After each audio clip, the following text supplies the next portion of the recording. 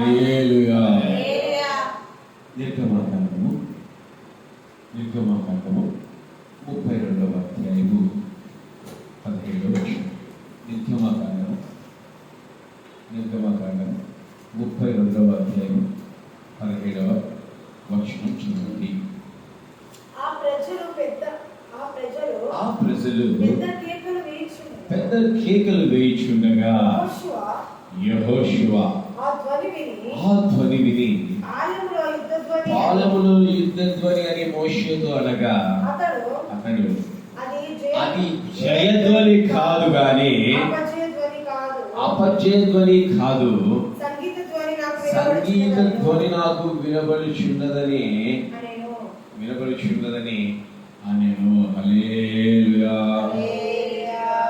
ఈరోజు వాక్యపు అంశము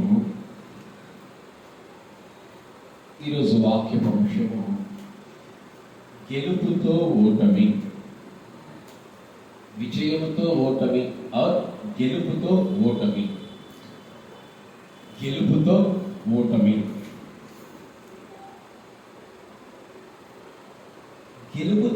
ఏంటి? గెలుపుతో ఓటమి ఏంటి? ఓటమితో గెలుపు చూశాను అలా కదా.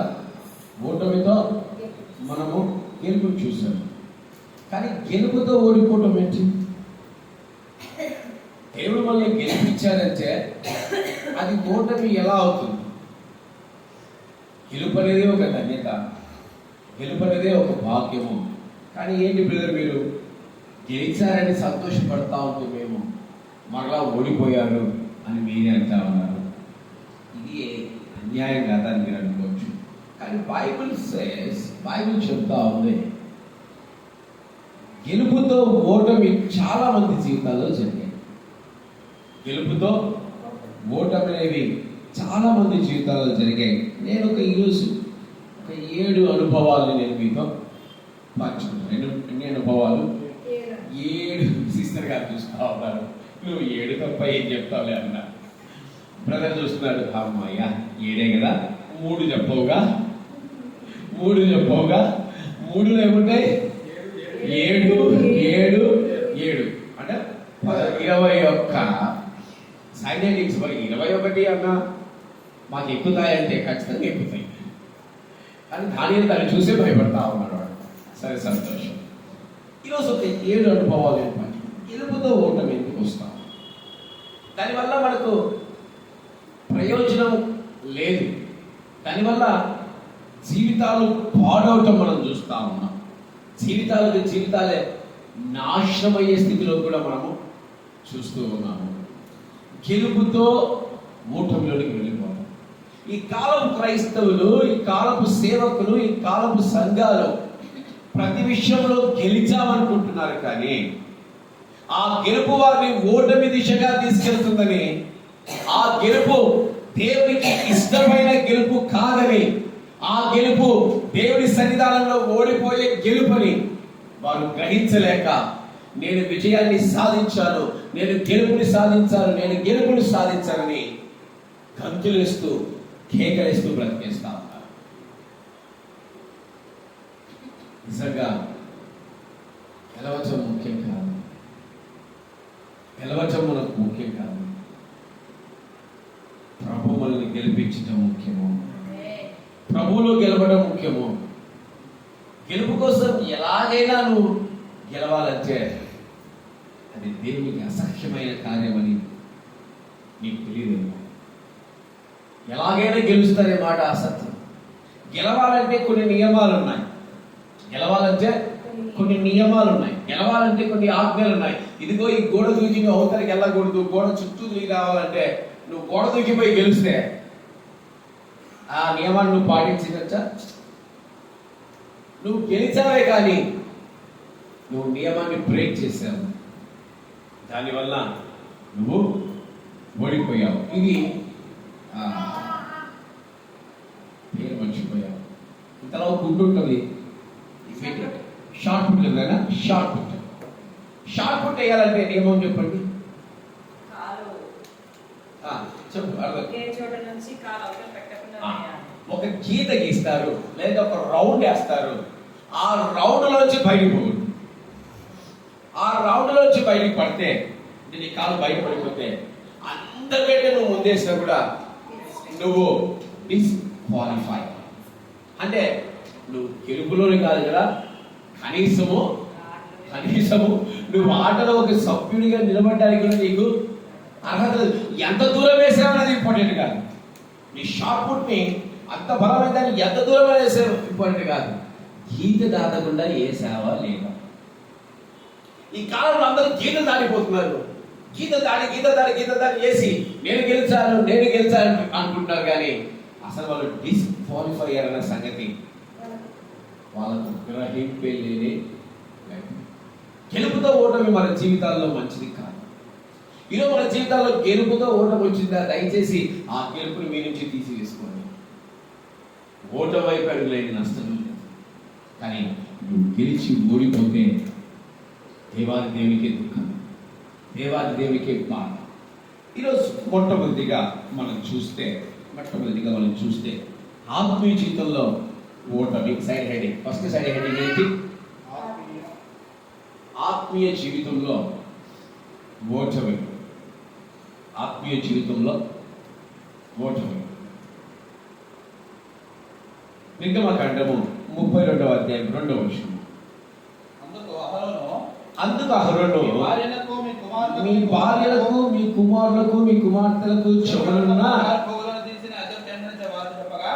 ప్రజలందరూ తమ చెవులున్న బంగారు పోగులను తీసి ఆహారం నదకు తెచ్చింది. వారి యొక్క వాటిని తీసుకుని పోగరతో రూపమును ఏర్పరిచి దాన్ని కోత పోస్తున్న దూడగా చేశారు. అప్పుడు వారు ఓ ఇశ్రాయేలు నుండి నిన్ను రప్పించిన నీ దేవుడు ఇదే అనేది. ఎంత ఘోరమైన విషయం తెలుసా? ఎంత ఘోరమైన విషయం. దేవుడు ఇశ్రాయేలు ప్రజలను పిలిచినప్పుడు, ఐగుప్తులో ఉన్నప్పుడు తన స్వరూపాన్ని గురించి కానీ తన యొక్క ఆకారం గురించి కానీ మనకి ఎక్కడా వర్ణించారు. వారి ఐగుప్తు నుంచి కానానుకు బయలుదేరినప్పుడు కూడా మోషే దేవుని సారూప్యాన్ని గురించి కానీ ఆయన ఆకారం గురించి కానీ ఎక్కడ వారికి తెలియజేసింది లేదు. ఇశ్రాయేలు దేవుడు ఆకాశం ముందు ఉన్నాడని చెప్పుకుంటూ వచ్చాడే కానీ ఎక్కడ హల్లెలూయా ఎక్కడ కానీ ఒక సారూప్యాన్ని కానీ స్వరూపం కానీ ఉందని మోషే కూడా చెప్పలేదు. ఇప్పుడు అహరోను దగ్గరికి వచ్చారు. ఏడి మోషే, ఏడి మా దేవుడు. ఇప్పుడు ఈయన యెహోవా తండ్రికి ఒక కొత్త రూపాన్ని ఇస్తా ఉన్నాడు. యెహోవా తండ్రికి ఈయన ఒక కొత్త రూపాన్ని ఇచ్చాడు. ఒక దూడ చేసి ఈయనే యెహోవా అంట. ఈయనే యెహోవా, మిమ్మల్ని ఐగుప్తు దాస్యం నుంచి విడిపించిన ఈ దూడే మీ యెహోవా. ప్రజలు గంతులేస్తున్నారు, ప్రజలు ఆనందిస్తున్నారు, ఆహ్లాదిస్తున్నారు. మేము గెలిచాము, మాకు దేవుడు కనిపించాడు. మేము గెలిచాము, మేము దేవుడిని కనుగొన్నాము, యెహోవా దేవుడిని కనుగొన్నాము. అది ఎవరిచ్చారు? ఒక యాజకుడే ఇచ్చాడు, ఒక సేవకుడే ఇచ్చారు. ప్రజలు ఏం చేస్తున్నారు? గంతులేస్తూ మేము గెలిచాము, మా దేవుని మేము చూసామని ఆ దూడను పెట్టి చుట్టుపక్కల ఏం చేస్తున్నారు? సంబరాలతో, నాట్యాలతో, తాగుతూ, తినుతూ వాళ్ళందరూ సంతోషిస్తూ ఆనందిస్తూ ఉంటే దేవుడు అంటున్నాడు, ఇంత త్వరగా నా నుంచి వీళ్ళు తొలగిపోతారని, ఇంత త్వరగా నా నుంచి వీళ్ళు తొలగిపోతారని నేను అస్సలు అనుకోలేదు. మోషే, నువ్వు ఇప్పుడు వీళ్ళందరినీ చెప్పేసి నీ సంతానాన్ని నేను గొప్ప చేస్తాను. కింది వచనం. ఆ రోజు ఇశ్రాయేలు ప్రజలు అనుకున్నారు, మేము గెలిచాం, వీఆర్ వన్, మేము దేవుని కనుగొన్నాం, మేము దేవుని చూసాం అని ఆనందంలో, గెలిచిన ఆనందంలో గంతులేస్తూ, రంకెలేస్తూ, ఆనందంతో తాగుతూ ఇది చేస్తున్నారు. కానీ వారు ఓడిపోయారని, దేవుడు వారి ప్రాణాన్ని కూడా తీయటానికి వెనుకాడలేదనే సంగతి వారి జీవితంలో వారు తెలుసుకోలేకపోయారు. గెలిచామనే ఆనందం ముఖ్యం కాదు, దేవుని ఏదో రకంగా కనుగొన్నాం అనేది ముఖ్యం కాదు. దేవుడు అంటే ఎవరు? దేవుడు అంటే ఎవరు? సారూప్యం లేని వ్యక్తి, స్వరూపం లేనివాడు, ఒక మహాశక్తి, ఒక వెలుగు, ఒక ప్రకాశం. ఆయన ఆత్మస్వరూపుడు. ఆత్మస్వరూపుడు చూసేంత గొప్పదనేత మనకి కాదు. ఇదే దేవుడు అంటే ఊహించుకో, ఇదే దేవుడు నువ్వు భావిస్తే అంత త్వరగా ఆయన చింతల నుంచి ఎలా తొలగిపోతావు? అంత త్వరగా ఆయన్ని నువ్వు ఎలా కనుగొంటావు? ఒకసారి ఆలోచించండి. ఈ కాలం క్రైస్తవ సమాజం కూడా ఇలాంటి అనుభవాలతోనే ఉన్నారు. యేసయ్య అంటే అదిగా బొమ్మ, అదిగా బొమ్మ. యేసయ్య అంటే అదిగా బొమ్మ, యేసయ్య అదిగా శివ. యేసయ్య ప్రేమ స్వరూపుడు. ప్రేమ చూడండి అంటే యేసయ్య అంటే ప్రేమ. అయ్యా ఎక్కడ ప్రేమ ఉంటే అక్కడ యేసయ్య ఉంటాడు అని మనం చెప్పగలగాలి. ఈరోజు ఇవన్నీ ఏమి లేవు, ఇవన్నీ ఏమి లేని లేవు. మేము దేవుని చూసేసాం, మేము దేవుని కనుగొన్నాం.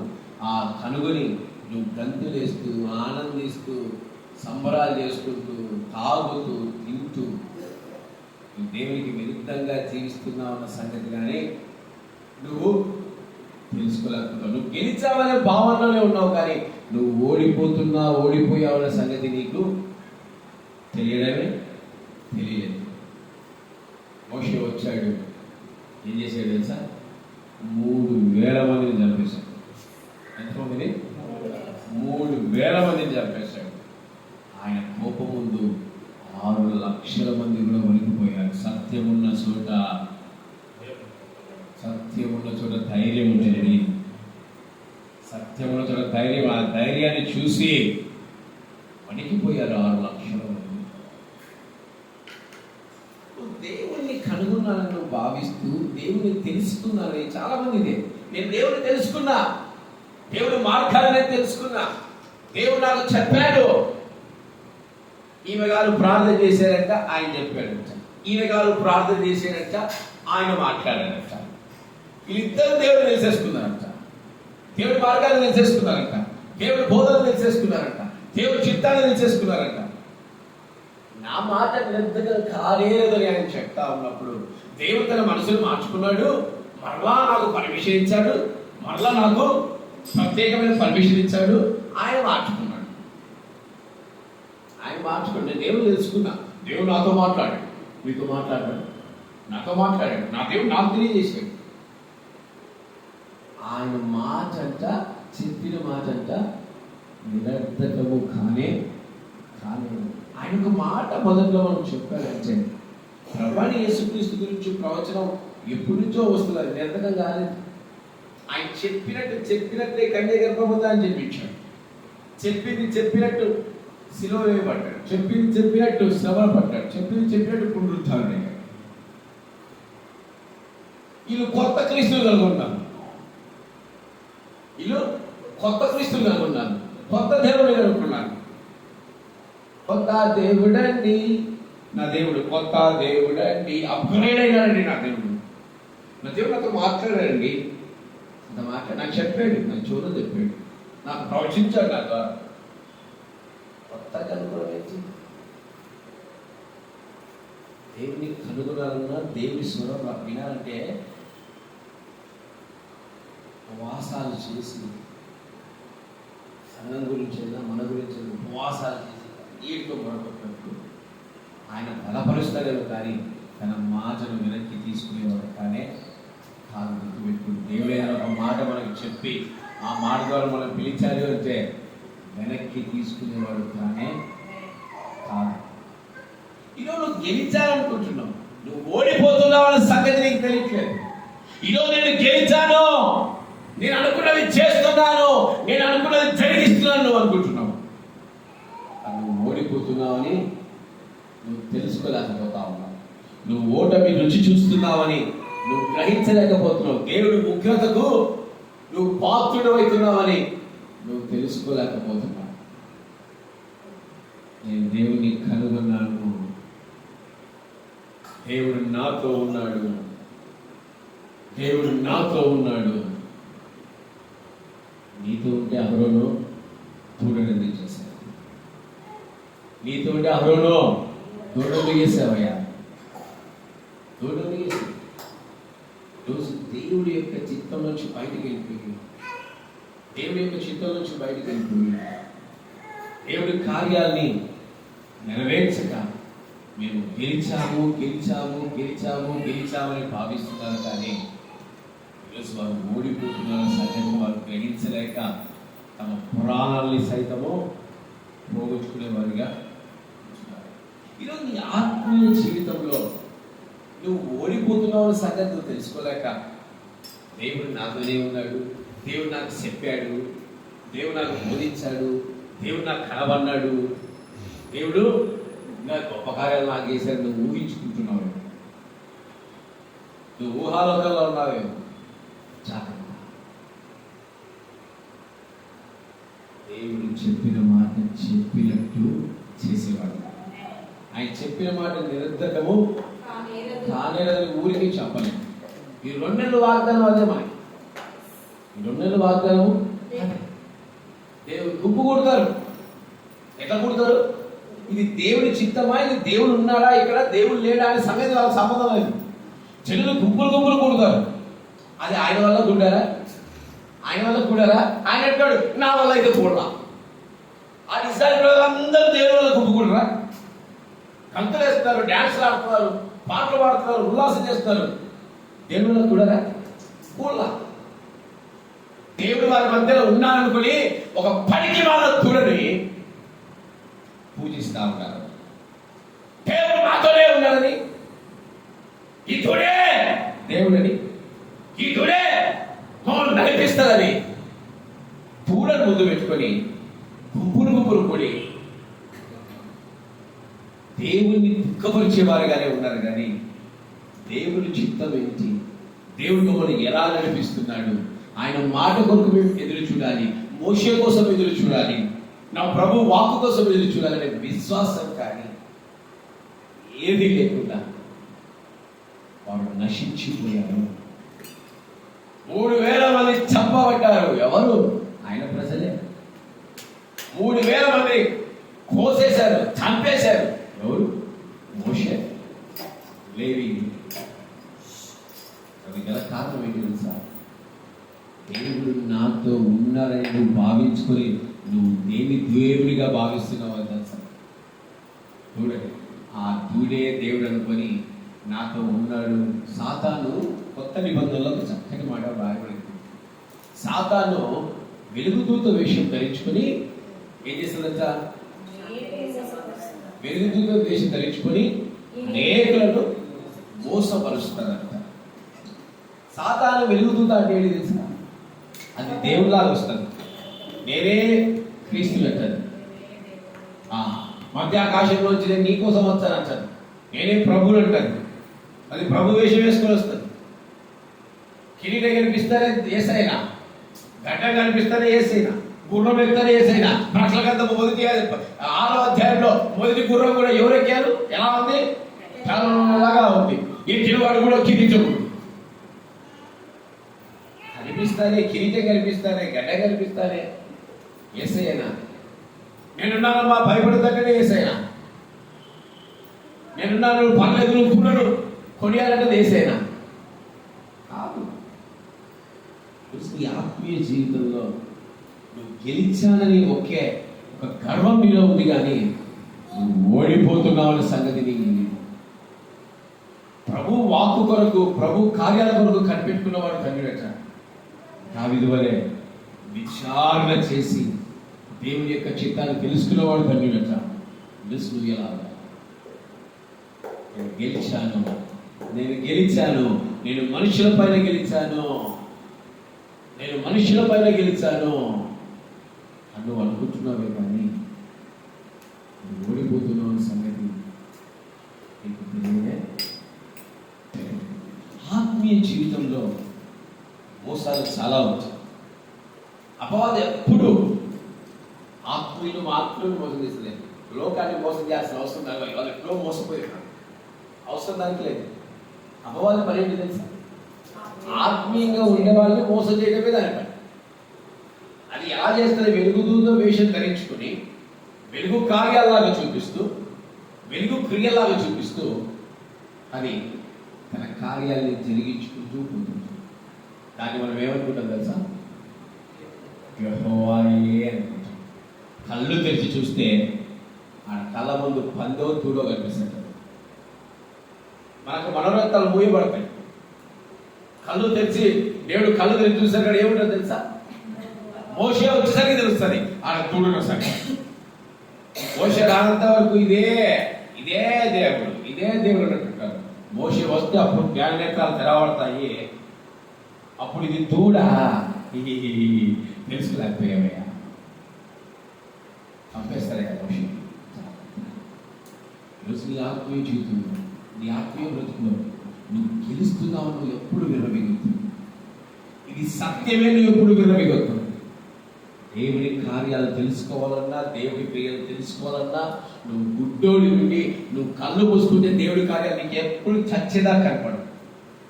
దేవుడి కార్యాలు తెలుసుకోవాలంటే 40 దినములు 40 రాత్రులు ఉపవాసం జరిగించే అనుభవాలు నీకు కావాలి. దేవుడి కార్యాలు ఎందుకు సఫలపరచాలంటే, నువ్వు అభిషేకం చేయాలంటే, అభిషేకించబడాలంటే 50 రోజులు ఆ రోజు శిష్యులు ఎలాగైతే కనిపెట్టుకున్నారో అలా నువ్వు కనిపెట్టుకోవాలి. వెన్నీ నువ్వు జరిగించావు. దూడల్ని పట్టుకొని నువ్వు దేవుడు అనుకొని నువ్వు విజయం వైపు పరుగులెడతా ఉంటే తగ్గించిన దౌర్భాగ్యము ప్రపంచంలో ఏమవుతుంది? నువ్వు ఓడిపోతున్నావు అనే సంగతి, నువ్వు ఓడిపోయావనే సంగతి కూడా నీకు తెలియకుండా దూడతోకను పట్టుకుని మేము పరిగెడతా ఉన్నాం. ఏదైనా పట్టుకుని పరిగెడతా ఉన్నాం? దూడతోకను పట్టుకొని పరిగెడతా ఉన్నాం. తెలుసుకుని నీ ఆత్మీయ జీవితాన్ని ఎప్పుడైనా తెలుసుకో. నీ జీవితంలో జరిగే ప్రతిదీ దేవుడికి నమ్మకమైనదిగా ఇస్తా ఉన్నావా? అసఖ్యమైనదిగా ఇస్తా ఉన్నావా? అసలు దేవుడు నువ్వు తెలుసుకున్నావా? దేవుడిని తెలుసుకోవడం అంటే ఏంటి తెలుసా? ఆయన ఆజ్ఞను ఆజ్ఞానుసారంగా జరిగించడం, ఆయన చిత్తానుసారంగా జరిగించడమే దేవుడిని తెలుసుకోవటం. అంతే. ఈరోజు ఆయన ఆజ్ఞ విడిచిపెట్టిపోతావు, ఆయన్ని విడిచిపెట్టిపోతావు, గుళ్ళ వైపు పరిగెడతావు, బర్ల వైపు పరిగెడతావు, పందుల వైపు పరిగెడతావు. దేవుడితో ఉండాలని నీకు వచ్చిన నమ్మకమా? దేవుడు నీకు నడుస్తున్నాడని నీకు వచ్చిన నమ్మకమా? నువ్వు గెలుస్తున్నావు నీకు వచ్చిన నమ్మకమా? ఈ గెలుపు ఎక్కడికి నేను తీసుకెళ్తాను తెలుసా? ఓటమి వైపు నువ్వే తీసుకెళ్తాను. ఈ లోకంలో చాలా మంది క్రైస్తవులు, సేవకులు, సంఘాలు నిజంగా ఈ అనుభవాలను ఉన్నారు. నిజమైన దేవుని తెలుసుకోలేక వెలుగుదూతలు వెంబడిస్తూ, దూడలు వెంబడిస్తూ వారి ఆత్మీయ జీవితంలో వారు ఓడిపోతూనే ఉన్నారు. అలా కార్యాలు చేసేవారుగా ఉండొద్దు. తెలుసుకో నిజమైన దేవుడు, ప్రేమ గల దేవుని తెలుసుకుని, ఆయన చిత్తాన్ని తెలుసుకుని, ఆయన ఆజ్ఞల్ని తెలుసుకునే వారిగా ఉండండి. రెండవదిగా చూద్దాం, దేవుని చిత్తాన్ని చేయటంలో ఓటమి. రెండవదిగా దేవుని చిత్తాన్ని చేయటంలో ఓటమి. ఎవరైతారు చెప్పండి చూద్దాం. Very good, very good. ఇంకా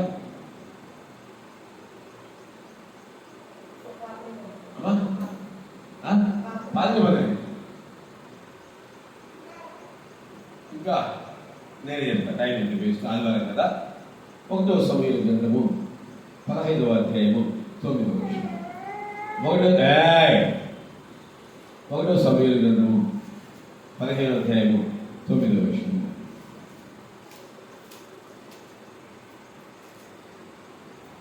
ఎవరు ఇప్పుడు లైన్ లేదు. ఇప్పుడు నేను చెప్తా. సౌలు అనే మాట చెప్తే చాలు కదా మీకు. Starting problem. సౌలు ఎవరితను?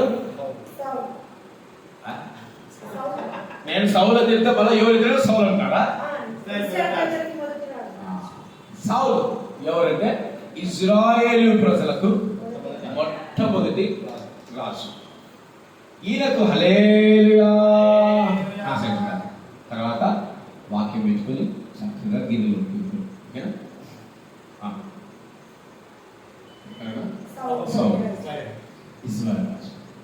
సౌలుకు దేవుడు ఒక పనిని ఇచ్చాడు, ఒక బాధ్యతని ఇచ్చాడు. ఏ బాధ్యత? అమాలేకు వెళ్ళి మొహమాటం లేకుండా నిష్కలంకంగా చంపేసింది. చిన్న పిల్లల్ని మొదలుకొని పెద్దవారి వరకు ఏం చేయాలంట? చంపేయాలి. చంపేయాలి. ఇది దేవుడు ఈయనకు ఇచ్చిన తన చిత్తము, ఈయనకి ఇచ్చిన ఆజ్ఞ అనుకున్నాం, బాధ్యత అనుకున్నాం, ఎన్నేళ్ళు అనుకున్నాం. ఈయన ఏం చేశాడో ఇప్పుడు చూద్దాం. 9వ వచనం చదవండి. సౌలును జనులను కూడి అగగును గొర్రెలలో ఉన్న ఎడ్లలోను గొర్రెపిల్లలు మొదలైన వాటిలోను మంచి వాటిని నిర్మూలం చేయక కడగా నుంచి పనికిరాని నీచ పశువులన్నిటి నిర్మూలము చేసిరి. అప్పుడు యెహోవాకు సమూయేలుకు ప్రత్యక్షమై ఇలాగ సెలవిచ్చెను, సౌలు నన్ను అనుసరింపక వెనుక తీసి నా ఆజ్ఞను కైకొనకపోయెను గనుక అతని రాజుగా నిర్ణయించినందున నేను పశ్చాత్తాపపడుచున్నాను. అంతట సమూయేలు కోపవశుడై రాత్రి అంతా యెహోవాకు మొరపెట్టుచుండెను. 12వ వచనం చదవండి. ఉదయమున సమూయేలు లేచి సౌలును ఎదుర్కొంటకు పోగా సౌలు కర్మేలుకు వచ్చి అక్కడ జయసూచకమైన శిలను నిలిపి తిరిగి గిల్గాలునకు పోయిన సమాచారము వినెను. ఇప్పుడు మాట్లాడాలి గురించి. హల్లెలూయా. దేవుడు సౌలుకు ఒక ఆజ్ఞనిచ్చాడు, ఒక బాధ్యతనిచ్చాడు, ఇంకా తన చిత్తాన్ని జరిగించే కార్యాన్ని ఇచ్చాడు. ఇప్పుడు సౌలు ఏం చేస్తున్నాడు? దేవుడి చిత్తాన్ని చేయలేదు, దేవుడు ఆజ్ఞను అతిక్రమించేశాడు. అవునా కదా? దేవుడికి చెప్పిన కార్యం చెప్పినట్టుగా అతను చేయక ఏం చేస్తున్నాడు? తన ఇష్టానుసారమైన నిర్ణయాన్ని తీసుకొని, ఇట్లా తనకు నచ్చిన నిర్ణయాన్ని తీసుకొని బాగా బలమైన వాటిని ఏం చేశాడు? బాగా బలమైన వాటిని దాచిపెట్టి ఇప్పుడు ఏం చేస్తున్నాడు? నేను గెలిచాను అమాలేకుల మీద, నేను గెలిచాను అమాలేకుల మీద అని కర్మేలు పర్వతానికి ఎక్కి అక్కడ శిలను పెట్టాడంట. పెద్ద పటరాయి పెట్టి సౌలును నేను అమాలేకుల పైన విజయాన్ని సాధించాను, ఇది యెహోవా వల్ల జరిగిన కార్యము, యెహోవా నాయను సంతోషిస్తున్నాడు. కేకలు పెడుతున్నాడు కర్మేలు పర్వతం మీద, కంతులేస్తున్నాడు. ఇది జయం, ఇది విజయమే, కానీ ఓటమి కాదు, విజయమే. నీ ఆనందం సల్లగుండా, నీ ఆనందం సల్లగుండా. ఒక పక్క దేవుడు ఏం చేస్తున్నాడు? ఇది ఎందుకు పెంచినానయ్యా? ఎవరితో? సమూయేలుతో. ఇతన్ని నేను ఎందుకు పెంచినానయ్యా? ఇతని రాజుగా చేసేందుకు నాకు నేను పశ్చాత్తాపడుతున్నా. ఏమంటాడు? అసలు ఎందుకు ఇతని రాజు చేశానని దేవుడు ఒక పక్క బాధపడతా ఉంటే, ఇతను ఏం చేస్తాడు తెలుసా? ఇతనికి తెలియదా నేను దేవుడి ఆజ్ఞను దాటానని, దేవుడికి నచ్చిన కార్యం చేస్తున్నానని, నేను గెలిచాననుకుని ఏం చేస్తున్నాడు? గంతులేసి విజయము విజయము, హోసనా జయమే, హోసనా జయమే అంటున్నాడు. ఈ కాలం క్రైస్తవులు, ఈ కాలపు సంఘాలు, ఈ కాలపు సేవకులు దేవుడి చిత్తాన్ని జరిగించకుండా, దేవుడు చెప్పిన మాట చెప్పినట్టు చేయకుండా వారికి నచ్చినట్టు చేస్తూ నేను గెలిచాను.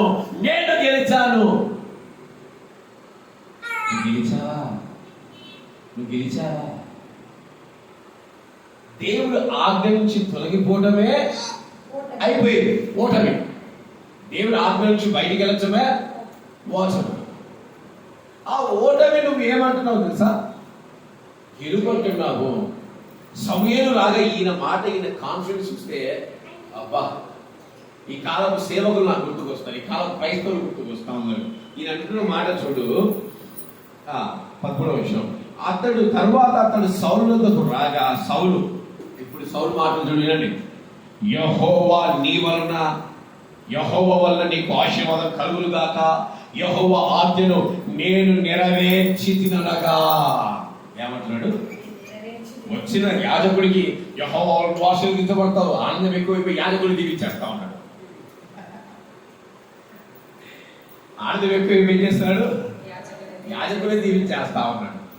యాజకుడు దీవించేంత వాడిగా ఆయన, అంత వాడిగా. రెండోది ఏమంటున్నాడు? యెహోవా ఆజ్ఞను నేను నెరవేర్చేశాను. ఏది నువ్వు నెరవేర్చింది? ఆ సౌండ్ ఏంది? ఆ స్వరం ఏంది? చల్లబడ్డాడు. చల్లబడి కనీసం అవునయ్యని తప్పు చేశాను అన్నల్లా. నా జనులు నన్ను ప్రేరేపించారు కనుక నేను తప్పు చేశాను, నేను ఇది చేశాను. నాకైనా చేయలేదు, నా జనులు నన్ను ప్రేరేపించారు కనుక నేను చేశాను. కాలపు సేవకుల పరిస్థితి, కాలపు విశ్వాసాల పరిస్థితి, కాలపు సంఘాల పరిస్థితి ఇదే. దేవుడు ఆజ్ఞలాగా పాటించకుండా ఆయన చిత్తాన్ని యోనాలో పాపం ఏం మాట్లాడలేదు. దేవుడు చిత్తాన్ని చెప్పి ఆడు దాక్కున్నాడు, దాక్కుని ఈయన గంతులేస్తాడు. నేను గెలిచేశాను, నేను స్థాపించేశాను, నేను స్థిరపడిపోయాను, ఇక నన్ను మించిన వాడు ఎవడు లేడు. నేనే నిజమైన సేవకుడిని, నేనే నిజమైన రాజునే, నేనే నిజమైన దేవుడి సేవ చేస్తున్నాను. ఎవడ్రా నువ్వు అంటున్నాడు దేవుడు. నా చిత్తాన్ని నువ్వు చెయ్యకుండా బయటికి పోయి, నా ఆజ్ఞను అనుసరించకుండా నువ్వు బయటికి పోయి నేను విజయాన్ని సాధించాలని అనుకుంటున్నావా? నువ్వు అంటున్నావా? అని సౌలు వైపు దేవుడు చూస్తావా? రోజు దేవుడు ఆజ్ఞను మీరుతూ నువ్వు గెలిచాలనుకొని ఓడిపోయావన్న సంగతి కనీసం నువ్వు తెలుస్తావా? దేవుడు చిత్తంలోంచి బయటకు వెళ్ళిపోయి నేను గెలిచానంటే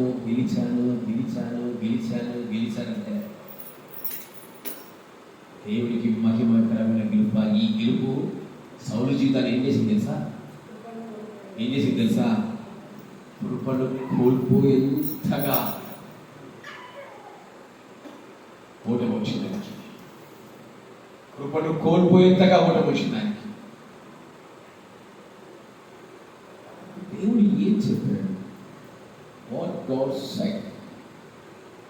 God says ఆయన మనకేం తెలియజేశాడు? అదే నువ్వు చేయి, అది నువ్వు చేసి నేను గెలిచాలని ఆనందపడు. దేవుడు సంతోషపడతాడు, దేవుడు ఆనందపడతాడు.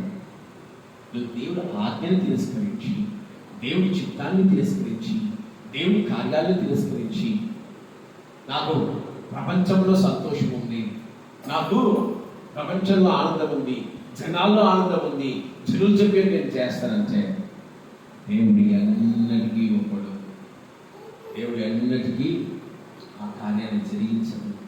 వాడు గుంపులుగా కూడతారు, కానీ అది యెహోవా వలన కూడే గుంపు కాదట, అది అపవాది వలన కూడే గుంపట. పైపెచ్చు అలాంటి గుంపు వారందరినీ దేవుడి చిత్తాన్ని చేసే వారికి దేవుడు అప్పచెప్పబోతా ఉన్నాడు. ఆమెనలు మనకు రావు. నేను ఒక సోద చెప్తాను, ఆ సోదలో మునిగితేనండి. ఏం వింటా ఉన్నారు? నిద్రలు పోతా ఉన్నారా? యాడికో వెళ్ళిపోయినరా? వాక్యమే చెప్పేది. ఒక మంచి మాట వస్తే ఏం చేయాలా? నేను ఎప్పుడైనా పక్కన సహోదరులు వస్తే వాక్యం చెప్తాను, నేను ఏం చేస్తాను తెలుసా? మీకు కనీసం వింటారా?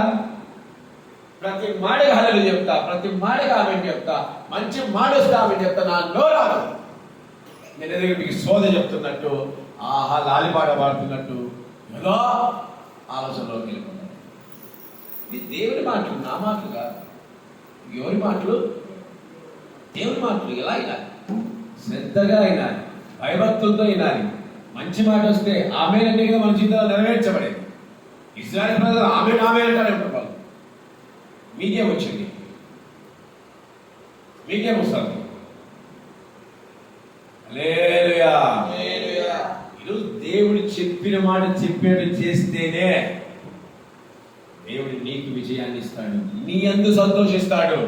అలా కాకుండా నువ్వు నీకు నచ్చినట్టు బ్రతుకుతూ, నీకు నచ్చినట్టు చేస్తూ, యెహోవా నాకు తోడుగా ఉండాలని నువ్వు మైకంలో తేలుతున్నావు అనుకో, ఆ చివరాఖరికి కృపను కోల్పోయే జీవితంలోకి వెళ్ళిపోతారు. జాగ్రత్త.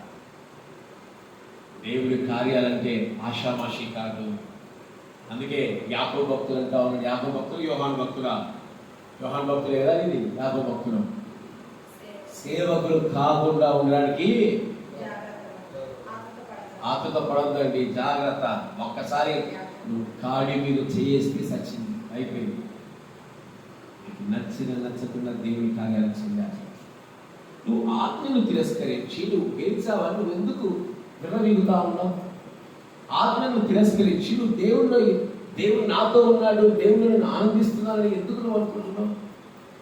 అనుకోవద్దు.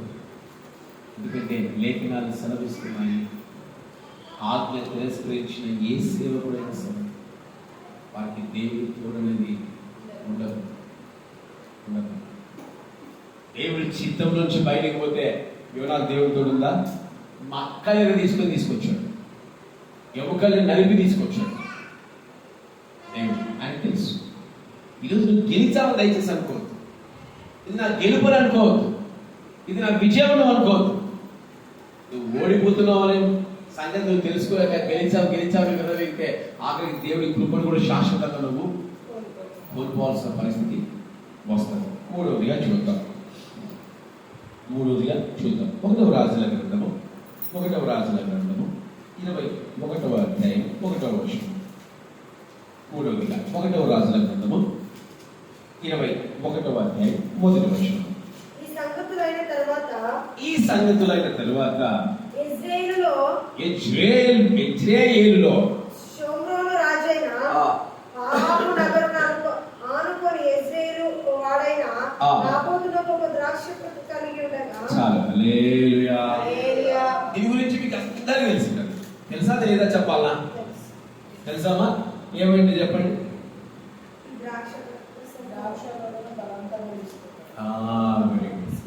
మూడవదిగా ఇతరులకు న్యాయం చేయటంలో ఓడిపోయాం. ఓటమి. ఇతరులకు న్యాయం చేయటంలో ఓటమి. ఇక్కడ యెజ్రెయేలు వాడైన నాబోతు అనే వ్యక్తి, ఆహాబు ఇద్దరు కనిపిస్తున్నారు. ఎవరు? నాబోతు, ఆహాబు. ఆహాబు ఎవరు?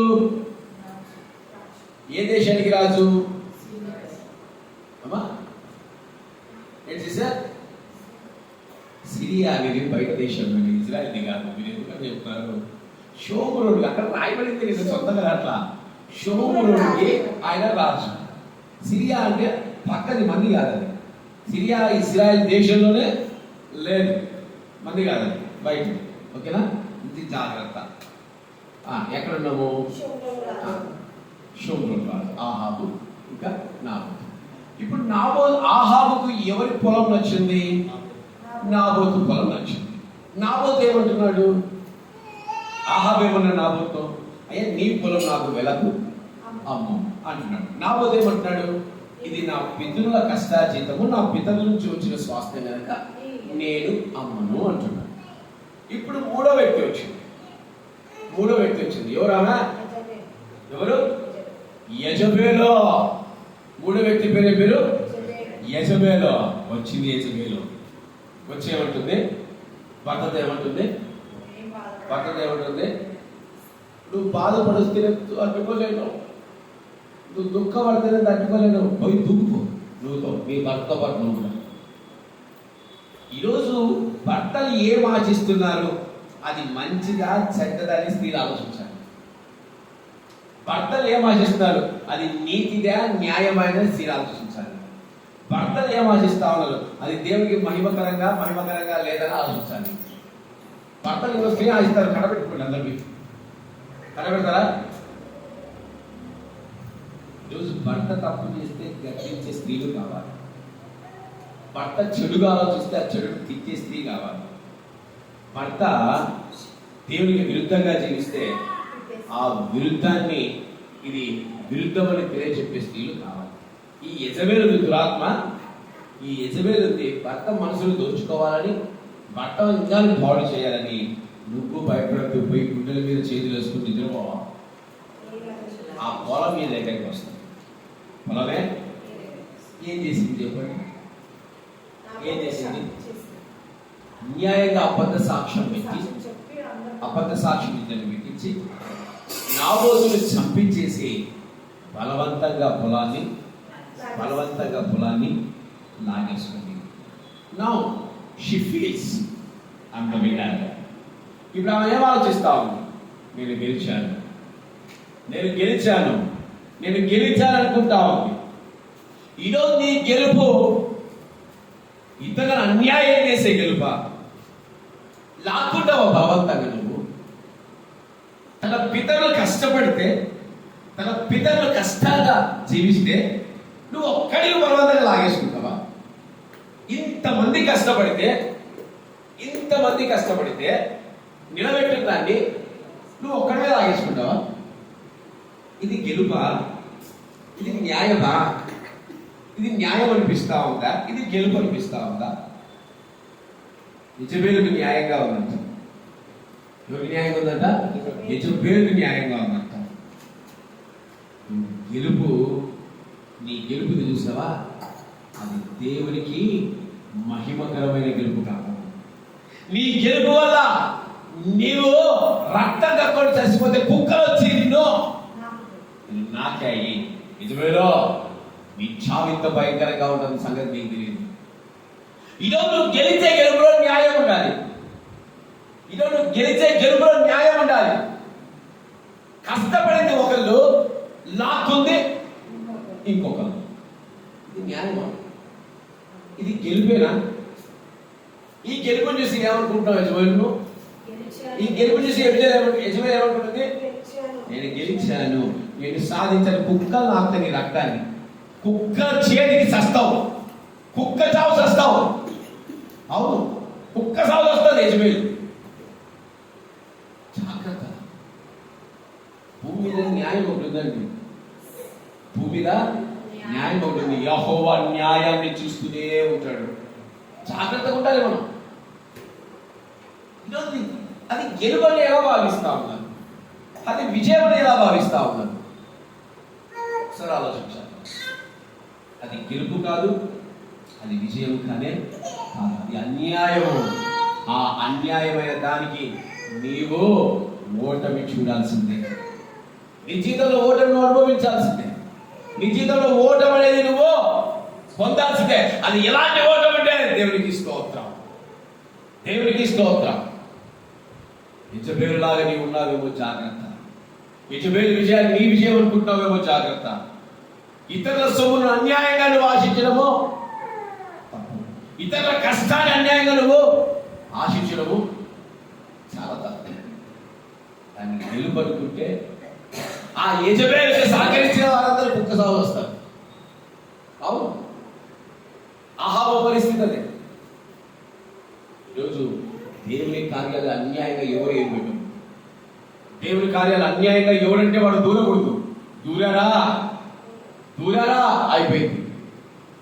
ఆ ఓటమి ఎంత భయానకంగా ఉంటుందంటే అంత భయానకంగా ఉంటుంది.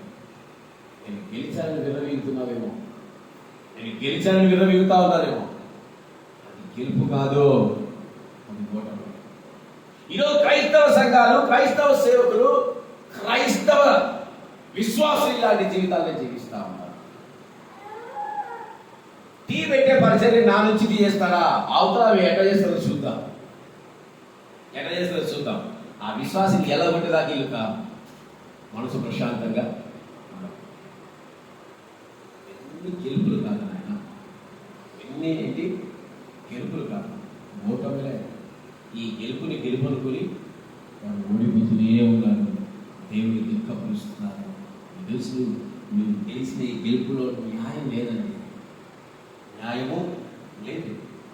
క్రైస్తవుడిగా న్యాయాన్ని కోరుకోవాలి. క్రైస్తవ జీవితంలో జీవిస్తున్న నువ్వు న్యాయాన్ని వెంబడించాలి. యెహోవా న్యాయాన్ని కోరుకునేవాడు గుర్తుపెట్టుకుంది. తెలుసు, గెలుపు అనుకుంటున్నావేమో, అది భయానకమైన ఓటమని నువ్వు గ్రహించలేక పోతున్నావు. నాలుగోదిగా న్యాయాధిపతులు గ్రంథము 16వ అధ్యాయము 23వ వచనం. న్యాయాధిపతుల గ్రంథము 16వ అధ్యాయము 23వ వచనము.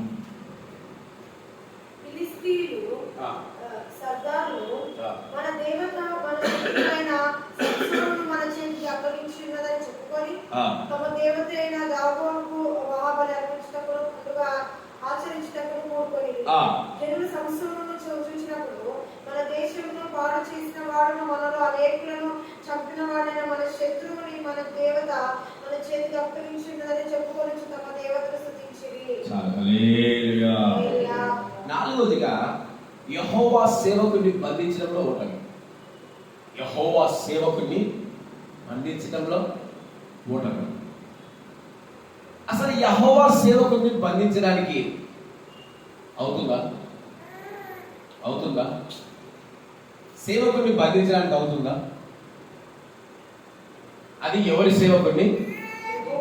దావీదు సేవకుడిని అయితే పర్లేదు. ఎవరి సేవకుడిని? యెహోవా సేవకుడిని బంధించడానికి ప్రయాసపడ్డారు, బంధించేశారు.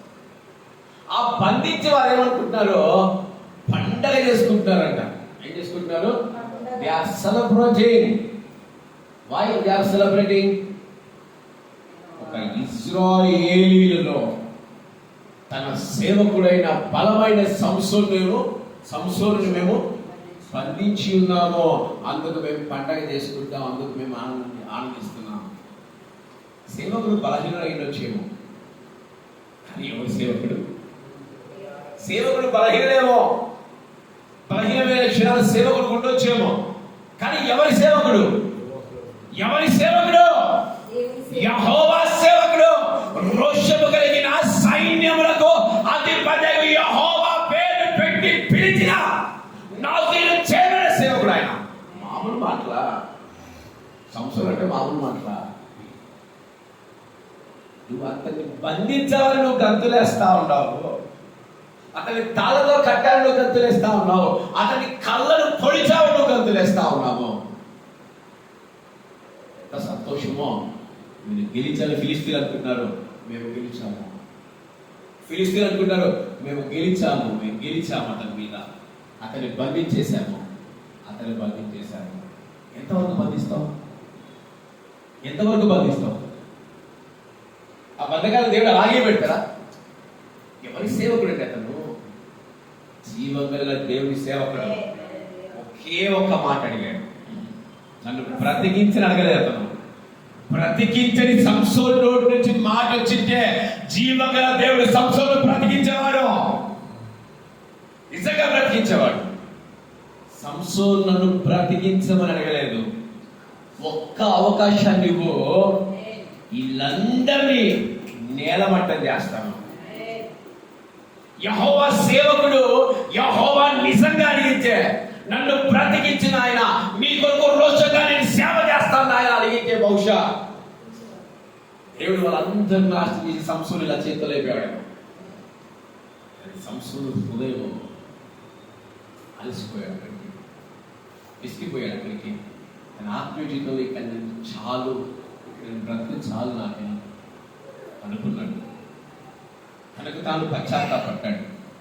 నన్ను అభిషేకించాడు, నాకు జీవితాన్ని ఇచ్చాడు, నాకు బలాన్ని ఇచ్చాడు, అయినప్పటికీ నేను దేవుడి యొక్క చిత్తాన్ని చేయలేకపోయా. దేవుడి బాధ పెట్టా, దేవుడి దుఃఖపచ్చా. నాకు వెలుగుగా ఉన్న దేవుడి కన్నులు నేను పొడుచుకున్న నా పాప తలంపులతో, నా పాప క్రియలతో అన్నింటిని పాడు చేసుకున్నా. నేను ఈ భూమి రేఖ నివసించడం నాకు ఇష్టం లేదని సంసోను భావించాడు. కనుకనే తన ప్రార్థన ఒకటే, ఒక్క అవకాశం, ఒక్క ఛాన్స్. దాగోను భక్తుడా మౌనంగా ఉండడానికి, సంసోను దాగోను భక్తుడా మౌనంగా ఉండడానికి. ఎవరండి సంసోను? రోషం కలిగిన, జీవం కలిగిన సైన్యములకు అధిపతి అయిన యెహోవా యొక్క సేవకులండి. అందరూ గంతులేస్తున్నారు, గెలిచాం అందరూ గంతులేస్తున్నారు. వారి గెలుపునే సంసోను ఓటమిలోకి తీసుకెళ్ళిపోయాడు. సంసోను జీవితంలో చంపిన వారి లెక్క, ఆ రోజు చంపిన వారి లెక్కతో పోల్చుకుంటే చాలా రెట్ల ఎక్కువ అంట. ఎట్లా?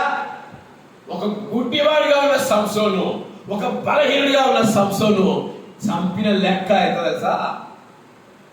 మొదటి నుంచి సంసోను చంపిన వారి లెక్క కంటే చాలా ఎక్కువ అంట. ఇంకా నిజంగా దేవుళ్ళు ఆనందించి, నిజంగా నాకు జీవం కావాలి, నీ సేవ చేస్తాను నిజంగా సంసోను ప్రార్థించితే, దేవుడు సంసోను వదిలిపెట్టితే ఫిలిస్తీన్లకు ఊచపోత పోసేవాడేమో. సంవత్సరం అలసిపోయింది, వద్దనుకున్నాడు, పశ్చాత్తాపడ్డాడు. నా జీవితంలో ఎప్పుడు దాన్ని చేసింది చాలయ్యా, ప్లీజ్ ఇంకొద్దు. ఈ భూమి మీద బ్రతికే ఓపిక నాకు లేదు, అర్హత నాకు లేదయ్యా, కానీ ఒక్క సహాయం చేయి, ఒక్క ఈ గెలుపును ఓటమిగా మార్చు. సంవత్సరం ఏమడిగాడు? ఈ గెలుపుని ఓటమిగా మార్చు. దేవుడు ఆ గెలుపుని ఏం చేశాడు? ఓటమిగా మార్చు. ఈరోజు సేవకుని బంధించి గంతులేస్తా ఉన్నాము. మేము గెలిచాము, మేము గెలిచాము, మేము గెలిచాము అని గంతులేస్తున్నారు. మీరు సేవకులు మేము నిందలేస్తూ, నేను కూడా నిందలేస్తూ, మేము గెలిచాము, మేము గెలిచాము, సేవకులు బంధించేసాము అని భావిస్తున్నారేమో చాలామంది. ఓడిపోతున్నాను సంగతి మీకు తెలియదు. బంధించింది ఎవరు తెలుసా? యూదా గోత్రపు సింహము కుమారుని. ఆయన కార్యాల్ని తాను చేయించుకోగలడు, తాను నెరవేర్చుకోగలడు. సత్యం మనతో ఉన్నంత వరకు మనకి ఎప్పుడు దేవుడు గెలిపిస్తాడు.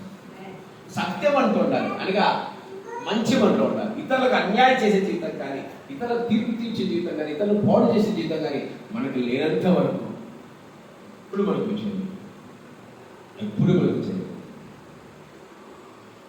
ఇలాంటి గెలుపు అసలు గెలుపే కాదు. యెహోవా సేవకుని ఎవడు బంధించారు? ఈ భూమి మీద, ఈ భూ ప్రపంచం మీద యెహోవా సేవకుని బంధించే ఎంత ఇది లేదు. బంధించి గెలిచామనుకుంటే అది చాలా తప్పు. 5వదిగా చూద్దాం. ఆదికాండము 37వ అధ్యాయము 18వ వచనం. ఆదికాండము 37వ అధ్యాయం 18వ వచనం.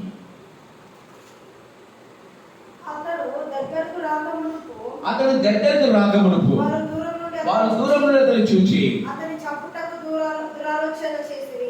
ఎవరు అతను? ఎవరు చంపుదామనుకున్నారు? 5వది యోసేపు ఎవరు చంపుదామనుకున్నారు?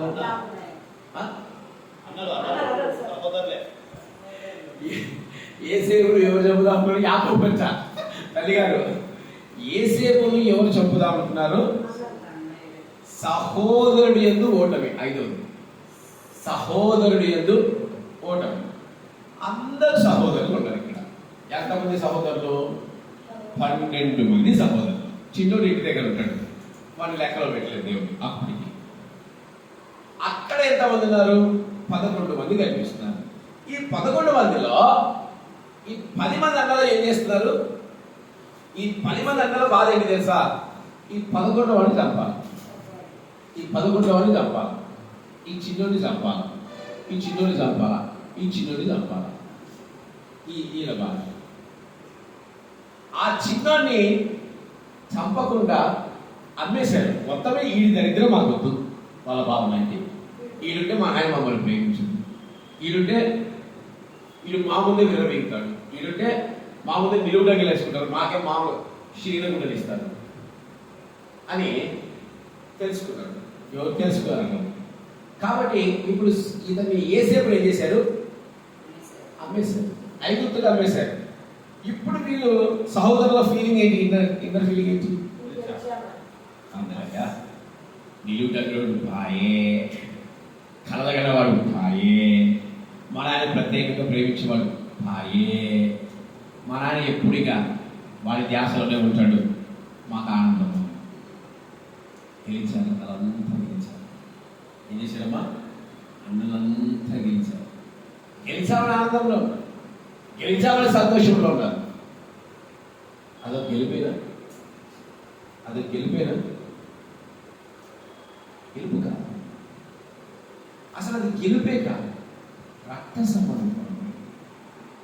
రక్త సంబంధికులు ఒకడు బాధపడతారంటే వదిలిపెట్టి వెళ్ళిపోవడం గెలిపేనా? రక్త సంబంధికుడు ఒకడు దుఃఖపడుతున్నాడంటే వదిలిపెట్టుకోవడం గెలిపేనా? గెలిపేనా? గెలుపు కాదు. ఈరోజు రక్త సంబంధాన్ని దేవుడు ఎందుకు ఏర్పాటు చేశాడు తెలుసా? ఈ లోకంలో మామూలు మనుషులు ప్రేమించవచ్చు, ప్రేమించకపోవచ్చు. మామూలు మనుషులు ఇష్టపడచ్చు, ఇష్టపడకపోవచ్చు. కానీ ఒక్క రక్త సంబంధం ఏంటి? ప్రాణమైన పెడతారు, వాళ్ళ బాగు కోరుకుంటారు, వారి కొరకు ఏడుస్తారు, వారి కొరకు మొర పెడతారు. దేవుడు రక్త సంబంధాన్ని అందుకే పెట్టాడు. రక్త సంబంధాన్ని అందుకే పెట్టాడు. ఆత్మీయులు అనుకుంటున్నాం. ఏం ఆత్మీయులు? ఆత్మీయులు దేవుడు బైబిల్లో రాశాడు. దేవుడు నువ్వు తల్లిని పోగొట్టుకుంటే తల్లినిస్తా, అబ్బా ఎక్కడ తల్లినిస్తాడో అని అందరూ ఆశపడతా ఉంటాం సేవకులంతా. ఆ పలకరించని తల్లు, యాక్సిడెంట్ అయినా చూడని తల్లు ఈ లోకంలో చాలా మంది ఉన్నారు. హాస్పిటల్లో పడినా కన్న కొడుకులు ఇడిచిపెడే తల్లు చాలా మంది ఉన్నారు. నిజంగా ఇదే చర్చట నాకు అర్థమయ్యేది కాదు. నిజంగా అర్థమయ్యేది కాదు. రక్త సంబంధము బాయ, ఆత్మ సంబంధము బాయ. గెలిచారా? అయ్యో గెలిచారంటే అన్నలందరూ గెలిచారు. శివరాత్రికి ఏమేమి తెలుసా? వారు గెలిచి ఓడిపోయారన్న సంగతి వాళ్ళకి తెలియదు. అదే అన్నలు ఎవరు ఏదైతే సాగినన్నారు? ఎవరైనా ఏసేపు దెబ్బకు భయపడి గజ ఒడిగిపోయారు. శివరాత్రికి ఏసేపు పాదాల మీద పడి మమ్మల్ని క్షమించయ్యా అని అడిగి స్టేజ్ కూర్చోండి. సహోదరుడి పైన ఓటమి అని వాళ్ళు తెలుసుకోలేకపోయా. మా సహోదరుడి పైన మేము విజయాన్ని పొందుకున్నామనే భావనలో ఉన్నారు. కానీ నిజంగా నా సహోదరుడు మా పైన విజయాన్ని పొందుకున్నాడు అనే సంగతిని మర్చిపోయారు. అది గెలుపు కాదు. కానీ గెలుపు అంటే ఏంటి? సహోదరులు ఐక్యత కలిగి నివసించుట ఎంత మేలు, ఎంత అహరోను గడ్డపోయి ధ్యాన సహోదరు ప్రేమ. ఎంత కొట్లాడుకున్నా మా ఇంట్లో ఒక చక్కని, నిజంగా మా ఫ్యామిలీలో చక్కటి డిసిప్లిన్ మా అమ్మ నాన్న మాకు నేర్పించింది. మేము అన్నదంలో ఎంత కొట్టుకో అరగంటగా తెలుసుకుంటాం. Only half an hour. ఒకవేళ మా అన్న గట్టిగా కొట్టేసి వెళ్ళిపోయాడు.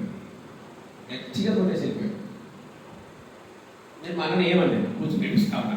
మళ్ళీ జరగడ తర్వాత వచ్చి గట్టిగా ముందు పెట్టి సాయినా సహోదరుడు కొట్టింది అన్న కదా.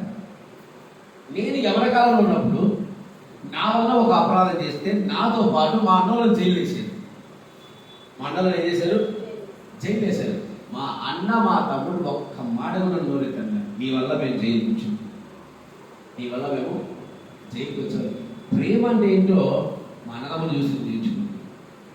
ప్రేమించిన వాళ్ళకి కరోనా వస్తే హైదరాబాద్కి కారు తీసుకొచ్చి కారులో తీసుకెళ్ళి వాడి కరోనా తెప్పించుకున్నాడు మా తమ్ముడు. ప్రేమ అంటే ఏంటో నిజంగా మా ఫ్యామిలీ చూసి నాకు అర్థం ఉంటుంది. వాళ్ళ కోసం ఏదైనా చెబుతారు. రక్త సంబంధం అంటారే, ఆపద అంటే పరిగెడతారు. గెలుపంటారు. రక్తాన్ని విడిచిపెట్టడం గెలుపు కాదు. రక్తాన్ని అమ్మేయడం గెలుపు కాదు. రక్తాన్ని చంపడం గెలుపు కాదు. సహోదరుల పైన విజయాన్ని పొందుకున్నాం అనుకుంటున్నాను నేను. ఆ సహోదరుడే వారికి ఓటమి ఇచ్చారని సంగతి తెలుసుకోలేకపోయారు. ఆ సహోదరుడి పాదాల మీద పడుతున్న సంగతి గ్రహించలేకపోయారు. పాపం. 6వ చూద్దాం. మత్తయి సువార్త 27వ అధ్యాయం 20వ వచనం. మత్తయి సువార్త 27వ అధ్యాయం 20వ వచనం.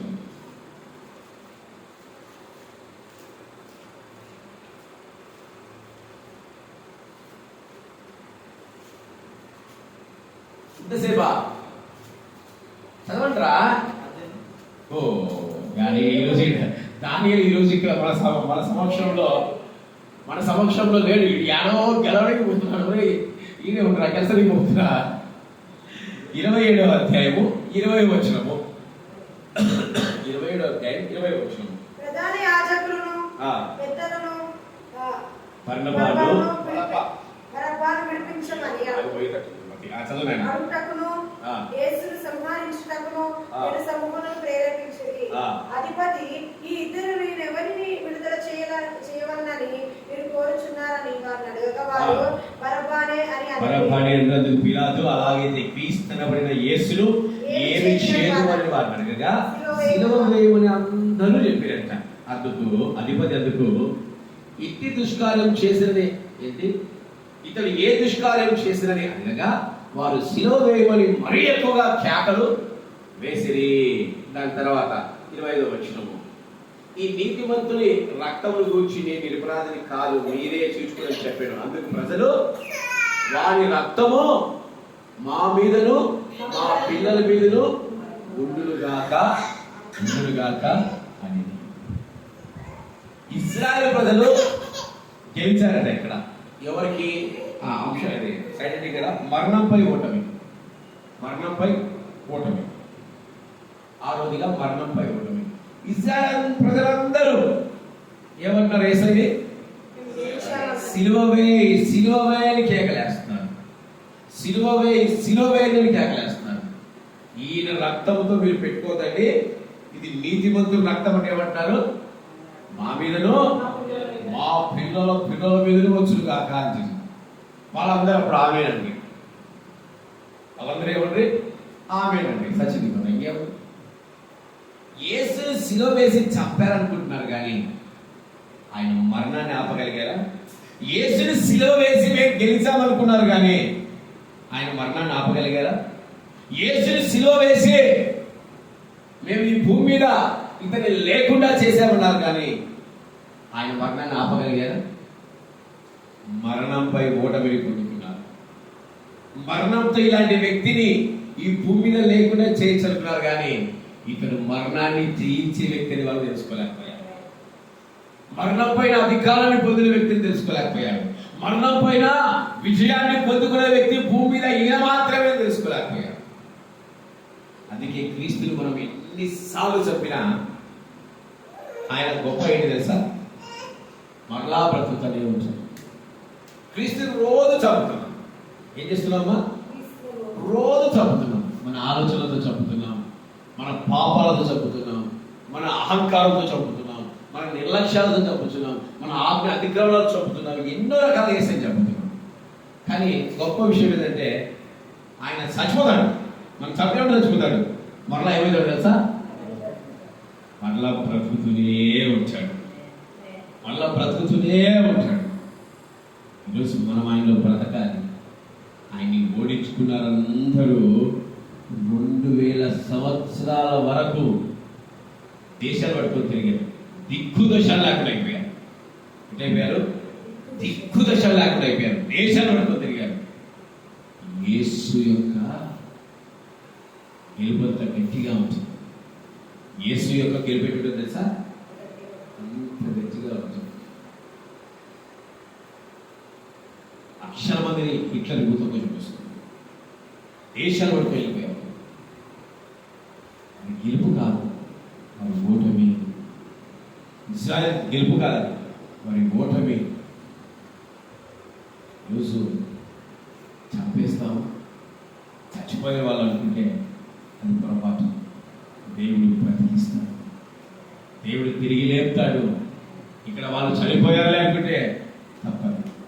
దేవుడు ఎల్లప్పుడూ బ్రతికిస్తూనే ఉంటాడు. 7వ చెట్టుని చూపిస్తాను. అపోస్తుల కార్యములు 7వ అధ్యాయము 60వ వచనం. అపోస్తుల కార్యాలు 7వ అధ్యాయము 60వ వచనము. అతను మోకాల్లోని ప్రభువా వారి మీద ఈ పాప కోపకమని గొప్ప శబ్దంతో పలికారు. ఈ మాట పలికి నిధించెను. సౌలు అతని సేవలను సమర్థించెను.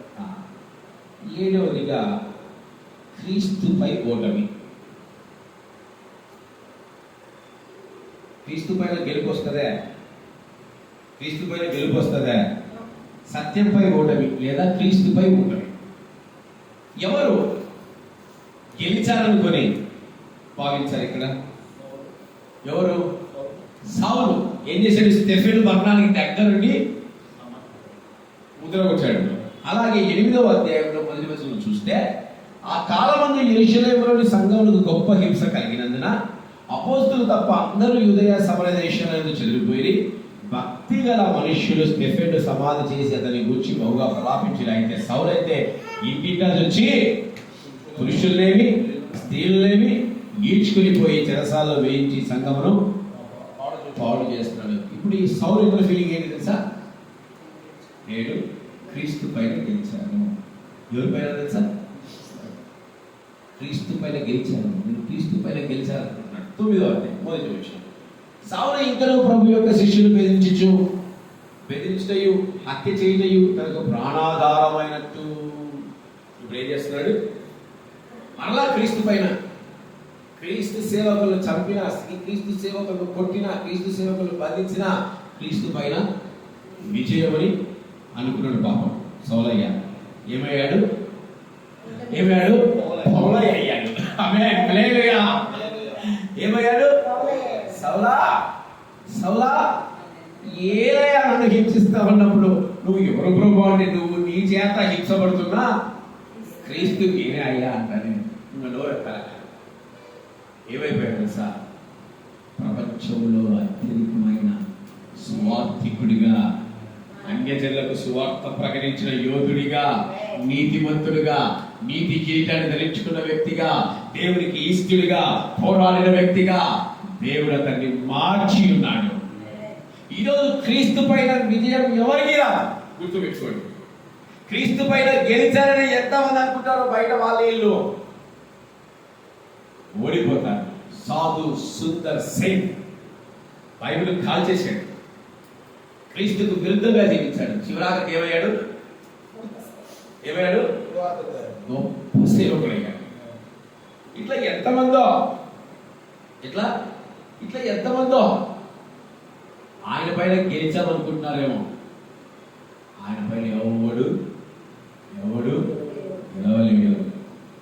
ఆయన పైన గెలుస్తామా? గెలవాలి. ఈరోజు అలాంటి గెలుపులు మన జీవితాల్లో దయచేసి గెలుపులుగా భావించుకుంటాం. మేము గెలిచాము అనుకుంటే నువ్వు గెలిచావేమో కానీ నువ్వు ఓడిపోతావు. నువ్వు ఓటమిని చూస్తావు, ఓటమిలో ఉండిపోతావు, ఓటమిని భరిస్తావు, ఓటమిలో నీ జీవితకాలం ఉండిపోతావు. కనుక దయచేసి గెలుపుతో ఓటములు మన జీవితాల్లో ప్రాముఖ్యమైనది అనే కాదు. ఓటమితో విజయం వచ్చిన సంతోషం. క్రీస్తు ఓడిపోయాడు, ఏం పొందుకున్నాడు? పరిశుద్ధ పౌలు ఓడిపోయాడు, విజయాన్ని పొందుకున్నాడు. ఇట్లా చెప్పుకుంటూ పోతే చాలా. మనం ఓడిపోవడానికి ఇష్టపడరు, తగ్గించుకోవడానికి ఇష్టపడరు, తగ్గింపు జీవితాన్ని కలిగి ఉండడానికి ఇష్టపడరు. నా తప్పైందిలే, నన్ను క్షమించండి అని తగ్గించుకునే మనసు చాలా మందికి. అహంకారంతో, గర్వంతో ఈ పని చేయొద్దని అదే పని చేస్తాను, ఈ పని చేయొద్దమ్మా అంటే నేను అదే చేస్తా అంటారు. ఆశ్చర్యం వేస్తుంది. వీళ్ళంతా గెలిచామనుకుంటున్నారేమో, ఓడిపోతారు వాళ్ళు జీవితాలు. వాళ్ళంతా ఏమైపోతారు? ఓడిపోతారు. ఆ ఓటమి ఊహించలేనంత భయానకంగా ఉండబోతాము. కనుక మనం ఎలాంటి స్థితిలోకి వెళ్ళకుండా తాము తగ్గించుకొని క్రీస్తులో ఎదుగుతూ ఆయన యొక్క చిత్తాన్ని నెరవేర్చుకుంటారుగా మనం అందరూ ఏం చేయాలి? వారి మనస్సు పడుకోవాలి. ఈరోజు ఊడిపోయినా పర్వాలేదు, రేపు దేవుళ్ళు గెలిపిస్తాడు. ఈరోజు అవమానపడినా పర్వాలేదు, రేపు దేవుడు నీకు విజయాన్ని ఇస్తాడు. ఈరోజు నువ్వు కృంగిపోవచ్చు, దేవుడిని బలపరుస్తాడు. ఈరోజు నువ్వు నడవలేకపోవచ్చు, దేవుడిని నడిపిస్తాడు. ఈరోజు నీకు ఘనత లేకపోవచ్చు, రేపు దేవుడికి ఘనతను ఇస్తాడు. ఈరోజు నీకు ఆశీర్వాదం లేకపోవచ్చు, రేపు దేవుడికి ఆశీర్వాదం ఇస్తాడు. ఈరోజు నీకు గర్భఫలం లేకపోవచ్చు, రేపు నీకు గర్భఫలాన్ని ఇస్తాడు. నువ్వు కనపరచాల్సిందేంటి దేవుడికి? కూసింత నమ్మకాన్ని, కూసింత తగ్గింపులు, కూసింత ప్రేమను మనం దేవుడికి ఇస్తే చాలు. ఆయన తిరిగి సమస్తాన్ని నువ్వు ఊహించలేనంతగా, నువ్వు వర్ణించలేనంతగా, నువ్వు వివరించలేనంతగా ఆశీర్వాదాలతో ఆయన నిన్ను నింపబోతాడు. తర్వాత ఇప్పుడు వచ్చే ఆడంటే అసలు రావు. గట్టిగా అరుస్తారే, ఈ గృహాలు అరవమంటే అంటనే మందిరాలు అన్నానికి ఆశీర్వాదాలు షీలో సంఘానికి ఎప్పుడు వద్దు, ఫస్ట్ నుంచి వద్దు, ఇప్పుడు వద్దు. మాకు ఆశీర్వాదం కదా, మేము మా లాగి బతకలేండి మమ్మల్ని అంటున్నాం. జ్ఞాపకం చేసుకుని అందరు విడుతూ వేడి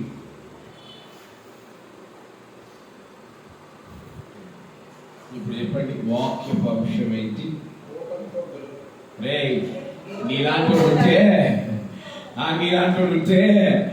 గెలుపుడు తారుమారు చేస్తావురా నువ్వు, మనుషుల్ని తారుమారు చేస్తావురా నువ్వు, జీవితాన్ని తారుమారు చేస్తావు. జాగ్రత్త నువ్వు. గెలుపుతో ఓటమి. తారుమారు పేరు పెడతారు దేవుడు, నీకు జాగ్రత్త. ఒకప్పుడు నాకు పెట్టాడు ఆయన, చూసి నన్ను ఇసుకొచ్చి నేను ఇస్తాగనే అవసరం పేరు పెట్టాడు రా, నీకు తారుమారు పేరు పెడితే చాలా అన్నాడు ఆయన. నేను నిద్రపోయినా, ఎందుకంటే ఒకరోజు ఇచ్చుంటా, ఒకరోజు అచ్చుంటా. దేవుడు కొత్త పేరు పెట్టాడు నాకు, తారుమారు అని. అందుకనే ఆ పేరు నీకు కూడా వస్తుంది, జాగ్రత్త. గెలుపుతో ఓటమి. ఎందుకు గెలుపుతో ఓటమి వస్తుంది? ఇన్ని రకాల గెలుపుతో ఓటమి వస్తున్నాయి చెప్పండి. చెప్పండి. ఆత్మీయ జీవితంలో ఓటమి. ఆత్మీయ జీవితంలో గెలిచారనుకున్న వాళ్ళందరూ ఓడిపోతూనే ఉన్నారు. రెండోదిగా ఆ దేవుడి యొక్క ఆజ్ఞను, దేవుడి యొక్క చిత్తాన్ని, దేవుడి యొక్క బాధ్యతను తిరస్కరించటం. ఏం నిద్రపోతున్నారు అయి ఉండాలంతా? ఏమైంది మీకు? వాటనే రొట్టె చేస్తామని చెప్తాము. మూడోదిగా ఏం చేశారు? మూడోదేంటి? ఇతరుల యందు న్యాయం లేకుండా బతుకుతారు. అన్యాయమైన కార్యాలు చేయడం. నాలుగోదిగా బంధించటం. ఐదోదిగా లీలాలు.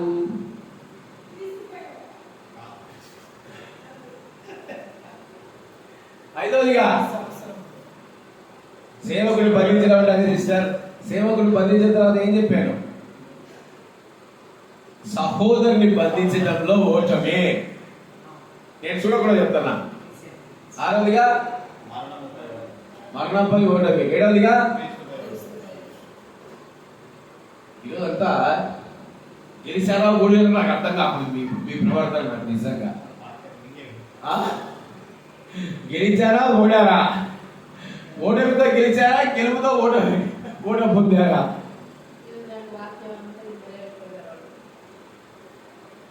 దేవుడు